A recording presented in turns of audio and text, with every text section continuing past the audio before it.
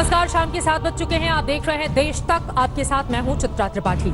आज की बड़ी खबर के साथ इस बुलेटिन की शुरुआत हम कर रहे हैं। राजस्थान से यह खबर है जहां पर पॉलिटिक्स अब एक टेप के इर्द गिर्द घूम रही है। बीजेपी ने जहां ऑडियो टेप पर सवालिया निशान खड़े किए, वहीं बीजेपी के नेताओं ने कोर्ट के आदेश के बावजूद ऑडियो की सैंपलिंग देने से इनकार कर दिया। अब इस पर कोर्ट फैसला करेगी। इन सबके बीच गिरफ्तार कारोबारी संजय जैन की कोर्ट में पेशी हुई, जिन्हें 4 दिन के रिमांड में भेज दिया गया है। ये रिपोर्ट देखिए।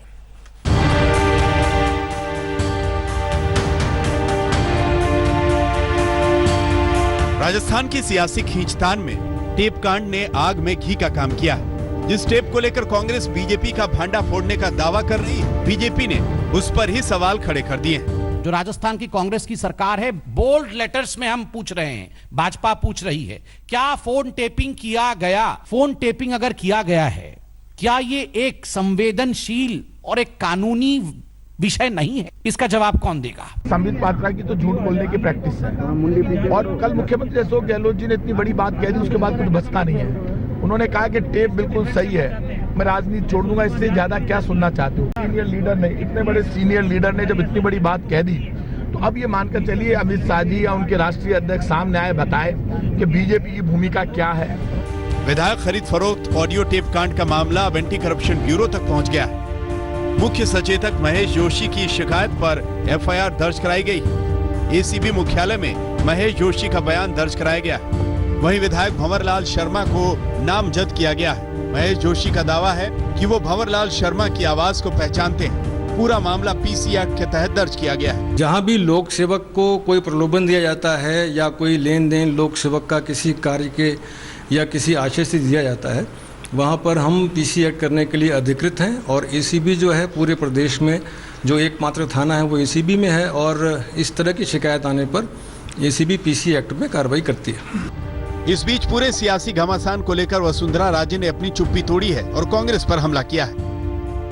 ये दुर्भाग्यपूर्ण है कि कांग्रेस की आंतरिक कलह का नुकसान आज राजस्थान की जनता को उठाना पड़ रहा है। कांग्रेस बीजेपी और बीजेपी नेतृत्व पर दोष लगाने का प्रयास कर रही है। सरकार के लिए सिर्फ और सिर्फ जनता का हित सर्वोपरि होना चाहिए। कभी जनता के बारे में सोचिए। उधर वसुंधरा राजे के करीबी विधायक कैलाश मेघवाल ने अपनी ही पार्टी के खिलाफ मोर्चा खोल दिया है। मेघवाल ने कहा कि हॉर्स ट्रेडिंग के जरिए सरकार गिराने की साजिश हो रही है, जो बिल्कुल गलत है। तो आज राजनीति का स्तर जितना गिर गया है, मेरे 60 साल के राजनीतिक जीवन में इतना गिरा हुआ मैंने नहीं देखा। राजनीतिक पार्टियां जिस तरह की काम कर रही है, अब जैसे आप देखिए एक बाड़ाबंदी का मतलब आप समझते हैं? प्रत्येक विधायक की समझ और उसकी निष्ठा को प्रश्नवाचक चिन्ह लगाना, ये दोनों पार्टियों में हो। उधर इनकम टैक्स की टीम ने अशोक गहलोत के करीबियों पर शिकंजा कसना तेज कर दिया है। बताया जा रहा है कि गहलोत के करीबियों के घर से भारी मात्रा में अघोषित रकम बरामद की गई है। वहीं आयकर विभाग ने रतनलाल शर्मा, सुनील कोठारी, राजीव अरोड़ा और धर्मेंद्र राठौर को समन भेजकर पूछताछ के लिए बुलाया है। बताया जाता है कि ये सभी कथित रूप से राजस्थान के सीएम अशोक गहलोत के करीबी हैं। गहलोत सरकार का संकट अभी खत्म नहीं हुआ है, लेकिन जयपुर के होटल में ठहरे कांग्रेस के विधायक मुगले आजम का मजा ले रहे हैं। दिल्ली से पौलवी शाह, जयपुर से देव अंकुर बदावन के साथ शरद कुमार, आज तक। संकट सरकार का खत्म नहीं हुआ है राजस्थान में, लेकिन थोड़ी राह जरूर मिली है अशोक गहलोत को। बड़ी खबर आपको दे देते हैं। दरअसल राजस्थान से जुड़ी हुई यह खबर, जहां पर भारतीय ट्राइबल पार्टी यानी कि बीटीपी ने गहलोत सरकार को समर्थन देने की घोषणा करते हुए मुख्यमंत्री अशोक गहलोत से जयपुर में मुलाकात की है। बीटीपी के दोनों विधायकों ने अपनी मांग पत्र के साथ गहलोत सरकार को समर्थन देने का आधिकारिक ऐलान किया है। इस बारे में खुद मुख्यमंत्री की ओर से भी जानकारी दी गई है। उन्होंने ट्वीट किया, भारतीय ट्राइबल पार्टी के दोनों विधायकों ने उनकी प्रदेश कार्यकारिणी के पदाधिकारियों के साथ मुलाकात कर अपनी मांग पत्र के साथ चर्चा कर सरकार को समर्थन देने की घोषणा की है। अशोक गहलोत ने यह ट्वीट किया है। आपको बता दें, बीटीपी के दोनों विधायक रामप्रसाद और राजकुमार रौत दोनों ने बाकायदा कॉन्फ्रेंस कर कहा है कि चुनी हुई सरकार को गिराने का प्रयास गलत है। आपको बता दें, समर्थन का ऐलान उनकी ओर से पहले किया गया था। हालांकि सचिन पायलट अशोक गहलोत के बीच की लड़ाई में एक वक्त ऐसी भी खबर इस पार्टी के जरिए आई थी कि जहां पर इसने खुद को न्यूट्रल रखने की बात कही थी। बाद में इसमें समर्थन की बात कही और अब बाकायदा समर्थन पत्र सौंपा भी जा चुका है। यानी कि फ्लोर टेस्ट के वक्त ये पार्टी कांग्रेस पार्टी के साथ खड़ी हुई अशोक गहलोत के साथ भारतीय ट्राइबल पार्टी नजर आएगी। तो ये राजस्थान से बड़ी खबर थी। आगे बढ़ते हुए आज की कुछ और महत्वपूर्ण खबरों का हम रुख करेंगे। रक्षा मंत्री राजनाथ सिंह ने 2 दिन के दौरे के आखिरी दिन बाबा बर्फानी के आज दर्शन किए हैं। एलओसी पर फॉरवर्ड पोस्ट पर सैनिकों में उन्होंने जोश भरा। साथ ही पाकिस्तानी बॉर्डर पर सैन्य तैयारियों का भी रक्षा मंत्री ने लिया जायजा। रक्षा मंत्री राजनाथ सिंह बाबा बर्फानी के दर पर पहुंचे।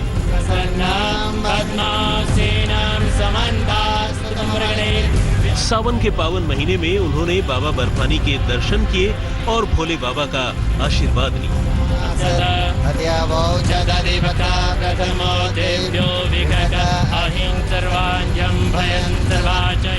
अमरनाथ गुफा में रक्षा मंत्री के साथ सीडीएस बिपिन रावत और आर्मी चीफ एमएम नरवणे भी मौजूद थे।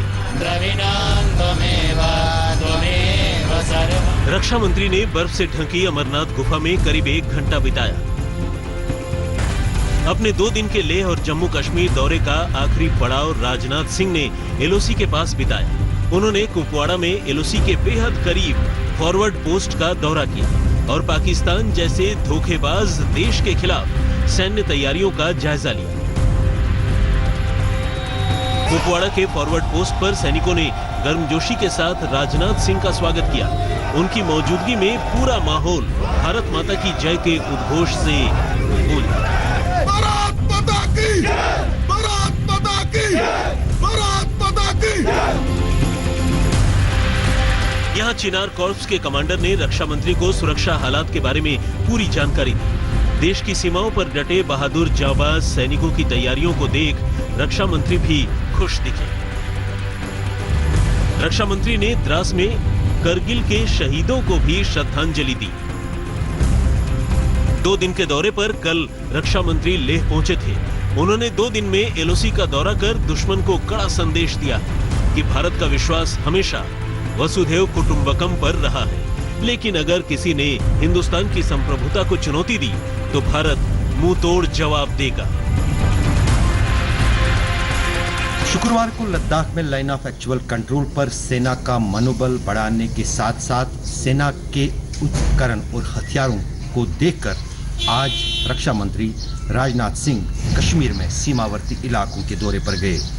रक्षा मंत्री ने सीमा पर तैनात जवानों के साथ साथ सेना के कमांडरों के साथ भी विचार विमर्श किया और हालात का जायजा लिया। राजनाथ सिंह ने करगिल विजय दिवस के जवानों को द्रास में जाकर वार मेमोरियल पर श्रद्धांजलि भी दी।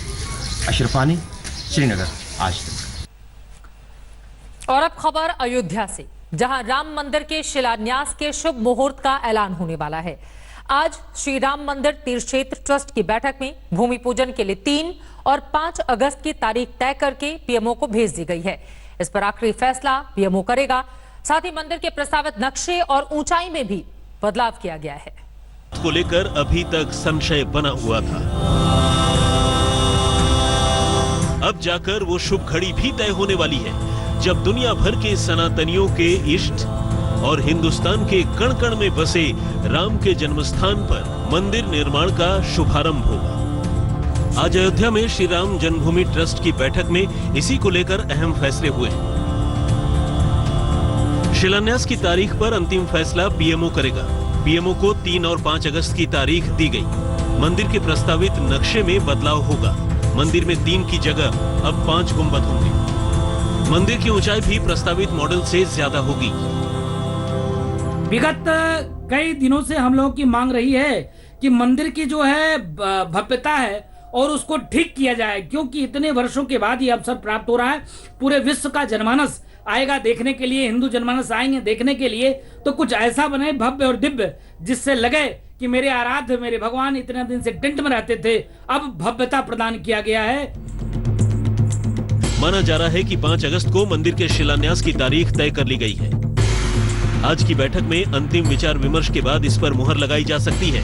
लेकिन सबसे बड़ा सवाल यह है कि क्या इस ऐतिहासिक मौके पर प्रधानमंत्री मोदी अयोध्या पहुंचेंगे?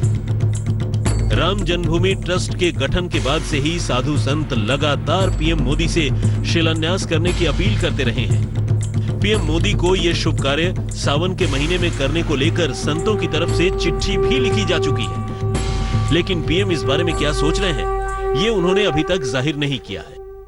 मोदी जी का को जो पत्र भेजा गया था, अभी क्या लेटर आया क्या है इसके विषय में पूरी जानकारी नहीं, लेकिन हम लोग यही चाहते हैं मोदी जी यहाँ पर आए, मंदिर का निर्माण करता है। कोरोना के कारण से कोई बहुत बड़ा कार्यक्रम माने अयोध्या में लाखों लोगों को इकट्ठा करने वाला, ये उचित नहीं है। ये तो कार्यक्रम ऐसा होगा कि कुछ थोड़े से लोग अयोध्या में आए और देश भर में इसका लाइव डिमॉन्स्ट्रेशन ये सब जगह होगा। ये भी सच है कि अगर पीएम मोदी शिलान्यास के मौके पर अयोध्या पहुंचते हैं तो वो रामलला के दरवाजे तक पहुंचने वाले पहले प्रधानमंत्री होंगे। विवाद और कानूनी प्रक्रिया के दौर में तिरपाल के नीचे विराजे रामलला के दर्शनों के लिए कोई प्रधानमंत्री नहीं पहुंचा।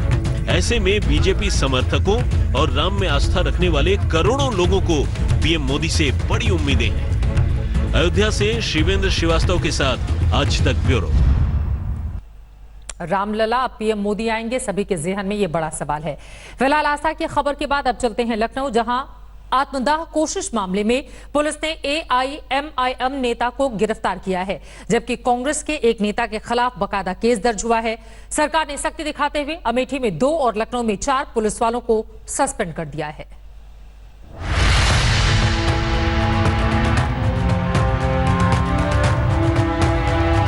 लखनऊ में मुख्यमंत्री दफ्तर के बाहर आत्मदाह की कोशिश की ये झकझोर देने वाली तस्वीरें अब सियासी लड़ाई में बदल गई हैं। योगी सरकार में अल्पसंख्यक मामलों के मंत्री मोहसिन रजा ने आरोप लगाया कि एआईएमआईएम और कांग्रेस के नेताओं ने दोनों महिलाओं को भड़काकर आत्मदाह के लिए उकसाया। वो जो एक महिला जो बेचारी नाली का विवाद लेकर आई थी, उसको इन्होंने इतना ज्यादा भड़काया और फुसलाकर यहाँ लाए और भड़काकर उनको कहा कि आत्मदाह करो तब तुम्हारी बात लोग सुनेंगे। तो ये इस तरह का पैमाना सिर्फ कांग्रेस और इस तरह के छोटे दलों का हो सकता है। भारतीय जनता पार्टी इस तरह की सियासत में बिलीव नहीं करती है। इस मामले में पुलिस ने अमेठी के एआईएमआईएम नेता कदीर खान, कांग्रेस के नेता अनूप पटेल समेत 4 लोगों के खिलाफ एफआईआर दर्ज की है। यूपी पुलिस का दावा है कि दोनों महिलाएं इनके संपर्क में थी। इसकी पुष्टि सीडीआर यानी कॉल डिटेल के रिकॉर्ड से होती है।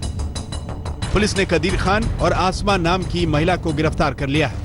बाकी आरोपियों की तलाश की जा रही है। जो 4 एफआईआर में नामजद हैं, उनके नाम मैं आपको बता देता हूं। एक आसमा है, दूसरा सुल्तान है, तीसरा व्यक्ति यह एमआईएम अमेठी का डिस्ट्रिक्ट प्रेसिडेंट है कदीर खान, और चौथे कांग्रेस के हैं जो पूर्व प्रवक्ता बताए गए हैं अनूप पटेल। पुलिस ने इस मामले में लापरवाही बरतने के आरोप में लोक भवन पर तैनात ड्यूटी इंचार्ज दरोगा और 2 महिला कांस्टेबल समेत 4 पुलिस वालों को सस्पेंड कर दिया है। अमेठी में भी थाना प्रभारी और एक दरोगा को सस्पेंड किया गया है। इसमें तत्काल प्रभाव से जो थाना प्रभारी हैं, थाना प्रभारी जामू और हल्का प्रभारी और वहाँ के 2 डेटारक्षक, उनको तत्काल प्रभाव से निलंबित किया जा रहा है। और इसमें एक डिटेल इंक्वायरी एडिशनल एसपी स्तर के अधिकारी को दी गई है और उनकी जांच आने के बाद इसमें अग्रिम कार्रवाई की जाएगी। समाजवादी पार्टी अध्यक्ष अखिलेश यादव और बीएसपी सुप्रीमो मायावती ने दुख जताते हुए योगी सरकार पर निशाना साधा है। मायावती ने ट्वीट कर पूरे मामले की निष्पक्ष जांच की मांग की है। उधर न्याय की आस में अमेठी से लखनऊ आकर आत्मदाह करने वाली महिला की हालत गंभीर बनी हुई है। आशीष श्रीवास्तव के साथ कुमार अभिषेक, लखनऊ, आज तक। इस पूरे मामले को लेकर यूपी में सियासत जहां गर्म है, वहीं बिहार में बाढ़ की विभीषिका के बीच कोरोना की रफ्तार ने मुश्किलें बढ़ा दी हैं। राज्य में चुनावी चिक-चिक के बीच कोरोना के खिलाफ जंग बहुत बड़ी चुनौती बन गई है। आज 1667 नए मामलों के बढ़ने के साथ ही कुल आंकड़ा 25,000 के करीब पहुंच गया है।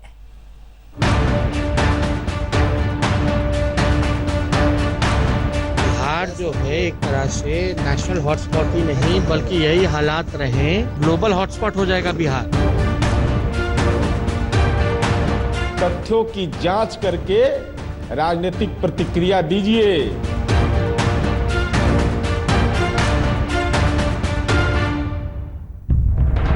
बिहार में कोरोना का महाविस्फोट अब विकराल होता जा रहा है। संकट के इस दौर में बिहार पर दोहरी मार पड़ी है। एक तरफ बाढ़ का हाहाकारी रूप है तो दूसरी तरफ कोरोना की मार। नदियां उफान पर हैं, लोग ऊंचे स्थानों पर शरण लेने पहुंच रहे हैं। ऐसे में कोरोना से लड़ाई सबसे बड़ी चुनौती है। बिहार में बीते 24 घंटे में कोरोना के 1667 नए मामले सामने आए हैं। इसी के साथ राज्य में कोरोना का ग्राफ 24,000 के पार पहुंच गया है, जिसमें 8,000 से ज्यादा एक्टिव केस हैं। अब तक 200 से ज्यादा लोग वायरस से जंग हार चुके हैं। हम तो लगातार सरकार को सचेत करते रहे हैं और आज भी सचेत करते रहे हैं। बिहार जो है एक तरह से नेशनल हॉटस्पॉट ही नहीं बल्कि यही हालात रहे जिस प्रकार से चल रहा है वो ग्लोबल हॉटस्पॉट हो जाएगा बिहार। और हम लोगों की चिंता है कि जो पॉजिटिविटी रेट जो है लगभग जो है अगर 11 जुलाई से 17 जुलाई का अगर देखा जाए तो पॉजिटिविटी रेट जो है 13% है, यानी देश में सबसे ज़्यादा पॉजिटिविटी रेट जो है बिहार में पाया जा रहा है। पटना, सीवान, मुजफ्फरपुर, नालंदा, बेगूसराय, भागलपुर में कोरोना का कहर सबसे ज्यादा है। पटना में सबसे ज्यादा 3,000 लोग कोरोना पीड़ित हैं। बिहार जैसे राज्यों में बहुत बड़ी चुनौती हो जाती है क्योंकि स्वास्थ्य व्यवस्थाएं, जो चिकित्सा व्यवस्थाएं हैं, उनका जो छोटे छोटे जिले हैं या फिर गांव कस्बे के इलाके हैं वहां पर किस तरह से हो। अब देखिए यहाँ पर बहुत बड़ी चुनौती है कि टेस्टिंग की संख्या को बढ़ाया जाए। हम हाजीपुर के सदर अस्पताल में इस समय मौजूद हैं और टेस्टिंग की संख्या को बढ़ाने की एक कोशिश यहाँ पर दिखती है क्योंकि 24 घंटे ये लैब यहाँ पर चलते रहता है और आसपास के जितने लोग हैं जिन्हें कहा जाता है कि आपको टेस्टिंग करनी है वो सब यहाँ पर आते हैं और कोविड-19 लेबोरेटरी जाँच घर जो यहाँ पर है वो इन सारे सैंपल्स को कलेक्ट करके RT-PCR जो है वो मुख्य टेस्टिंग सेंटर पर जाएगा। बाकी जो एंटीजन टेस्ट्स होते हैं उनके नतीजे यहाँ पर आते हैं। तो कोशिश ये है कि 24 घंटे चलाकर या फिर गांव-गांव में वो मोबाइल वैन्स को पहुंचाकर अधिक से अधिक संख्या में उन सैंपल्स को कलेक्ट किया जाए। जितनी टेस्टिंग होगी उतना ही पता चलेगा कि कितने लोग पॉजिटिव हैं, उपचार की जरूरत है ताकि संक्रमण आगे न फैले, उनको पहले ही आइसोलेट कर दिया जाए। उधर बिहार में चुनाव भी सामने है, लिहाजा कोरोना पर सियासी मोर्चेबंदी भी बेहद सख्त हो गई है। बिहार में लोग जो है निराश हैं नीतीश जी को काम को देख करके। एक तरफ बाहर है जो हालात, जो परिस्थिति है, कोविड-19 है, लोगों का जो विश्वास का जो पूल है, भरोसे का जो पूल है और सब्र का जो बांध है वो टूटता जा रहा है। और बिहार सरकार ने अब तक कोई नहीं बताया कितने वेंटिलेटर्स लिए, क्या लिए। अस्पताल में भी जो है प्रबंध ठीक से नहीं है, लोग मर रहे हैं। कि खुद तो भ्रष्टाचार के राजकुमार हैं और पिता तो भ्रष्टाचार के महामंडलेश्वर हैं। ये तो दीक्षा देते हैं अपराध और दीक्षा और इसका, इसलिए कम से कम हम अनुरोध करेंगे कि तथ्यों की जांच करके राजनीतिक प्रतिक्रिया दीजिए, नहीं तो लोग समझेंगे ही कि डीपीएस का डिग्री नहीं, ये चरवाहा विद्यालय का डिग्री लेकर के बोलते हैं। बिहार में 31 जुलाई तक लॉकडाउन है, लेकिन सवाल यही है कि क्या लॉकडाउन से कोरोना काबू में आ पाएगा। हाजीपुर से श्वेता सिंह के साथ रोहित सिंह, पटना, आज तक। चुनौतियां अपार हैं बिहार में, लेकिन इन सब के बीच कोरोना से जुड़ी हुई अच्छी खबर आप तक पहुंचाते हैं। दिल्ली के एम्स से ये बड़ी खबर सामने आई है, जहां पर कोरोना वैक्सीन के इंसानों पर ट्रायल की इजाजत मिल गई है। दिल्ली के एम्स में वैक्सीन ट्रायल की इजाजत मिल गई है। दिल्ली का एम्स देश का तीसरा ऐसा संस्थान होगा जहां इंसानों पर कोरोना वैक्सीन के ट्रायल की इजाजत मिली है। इसके पहले पटना एम्स और PGI रोहतक में ऐसा हो चुका है। उम्मीद यही कि ये जो ट्रायल हो रहा है इसमें कामयाबी मिले ताकि कोरोना से जो जंग पूरी दुनिया इस वक्त लड़ रही है उसमें जीत मिल सके। और अब आगे बढ़ते हुए कोरोना की बेकाबू रफ्तार की बात कर लेते हैं। आंकड़े जल्दी से आपके सामने दिखाने हम जा रहे हैं जो विकराल और डरावने होते हुए जा रहे हैं। देश भर में कोरोना का मामला 10 लाख के आंकड़े को पार कर चुका है। एक एक करके बीते 24 घंटे का आंकड़ा सबसे पहले आपके सामने हम देते हैं। 24 घंटे में देखिए 34,884 कुल केस सामने आए हैं, 17,994 ठीक हुए हैं, जबकि 671 लोगों की जान गई है। ये सिर्फ 24 घंटों का आंकड़ा है। ये बड़ा आंकड़ा यकीनन अपने आप में परेशानी का सबब, लेकिन देश के अब तक के कुल अंकों पर नजर डालें 10,38,716 कुल केस अब तक सामने आ चुके हैं। ठीक होने वालों की भी बड़ी तादाद है 6,53,751, जबकि 26,273 लोगों की जान हिंदुस्तान में इस कोरोना वायरस ने ले ली है। राजधानी दिल्ली के आंकड़े देखिए, संक्रमित होने वालों की तादाद 1,20,000 से ज्यादा, 99,000 से ज्यादा हालांकि ठीक हुए हैं। 3,571 लोगों की मौत हुई है। लेकिन आपको बता दें, राजधानी दिल्ली में ठीक होने वालों की तादाद काफी ज्यादा बेहतर है। महाराष्ट्र का आंकड़ा 2,92,000 को क्रॉस कर चुका है। संक्रमण का ये आंकड़ा 1,60,000 ठीक हो चुके हैं। उससे ज्यादा बड़ा ये आंकड़ा ये तमिलनाडु 1,60,907 कुल संक्रमित, 1,10,860 ठीक हुए हैं। 2,315 लोगों की जान गई है तमिलनाडु का ये आंकड़ा। कुल मिलाकर कोरोना की बढ़ती हुई रफ्तार यकीनन उन तमाम बड़े राज्यों के लिए चुनौती बनी हुई है। खासतौर से अगर हम महाराष्ट्र की बात करें, तमिलनाडु की बात करें, बिहार की भी बात करें, अब यहां पर इस बेकाबू रफ्तार पर काबू कैसे पाया जाता है, यह अपने आप में बड़ा सवाल है। आगे बढ़ते हुए अब आपको लेकर चलते हैं जम्मू कश्मीर के शोपियां, जहां आज सुरक्षा बलों ने 3 आतंकवादियों को मार गिराया। उधर पुंछ में पाकिस्तानी सेना ने फिर सीज फायर तोड़ा। रिहायशी इलाकों में मोर्टार और हल्की मशीन गनों से गोले दागे गए, जिसमें 3 लोगों की मौत हो गई। का कांटा निकालने के लिए सेना लगातार अभियान चला रही है। आतंकी जान बचाने के लिए भागे भागे फिर रहे हैं, लेकिन उनका आका पाकिस्तान भी उन्हें मौत से बचा नहीं पा रहा। सुरक्षा बल अपनी जान पर खेलकर आतंकियों के सफाई में लगे हैं। ये तस्वीरें शोपियां के अमशीपोरा की हैं, जहां आतंकियों के छुपे होने की खबर के बाद सेना ने घेरा डाला। रात में घेरेबंदी करने के बाद सुबह होते होते सेना के जवानों ने 3 आतंकियों को 72 हुरों के पास भेज दिया। 2 दिन में सेना ने 3 अलग अलग एनकाउंटर में अब तक 7 आतंकियों को मार गिराया। शुक्रवार को कुलगाम में 3 आतंकी मारे गए थे, जबकि कुपवाड़ा में एलओसी के करीब एक घुसपैठिए को सेना ने मार गिराया था। उधर आतंकियों का आका पाकिस्तान लगातार सीज फायर तोड़कर घुसपैठ की कोशिश में लगा है। पुंछ इलाके के खड़ी करमाडा के रिहायशी इलाकों में पाकिस्तान ने गोलीबारी की। इसमें 3 ग्रामीण मारे गए। तो ये पाकिस्तान जानबूझकर सिविलियन इलाके को भी टारगेट कर रहा है, ताकि वहाँ पे एक दहशत का माहौल हो, लोग घरों से बाहर ना निकलें और ऐसी कंडीशन का फायदा उठा के वहाँ पे ज़्यादा से ज़्यादा मिलिटेंट्स को इस फायरिंग की आड़ में पुश किया जा सके। सेना का सर्च ऑपरेशन लगातार जारी है और लगातार आपने देखा इस रिपोर्ट में किस तरह से कार्रवाई भी की जा रही है। इसी के साथ देश तक में भी के लिए बस इतना ही। एक ब्रेक लेंगे, आगे हिंदुस्तान का जो शाही है जरूर देखिएगा आज तक पर। नमस्कार, मैं हूं अंजना ओम कश्यप। हमें उम्मीद है ये वीडियो आपको पसंद आया होगा। लेटेस्ट खबरों के लिए यूं ही देखते रहिए आज तक, और इस वीडियो के पसंद आने पर लाइक, शेयर एंड सब्सक्राइब करना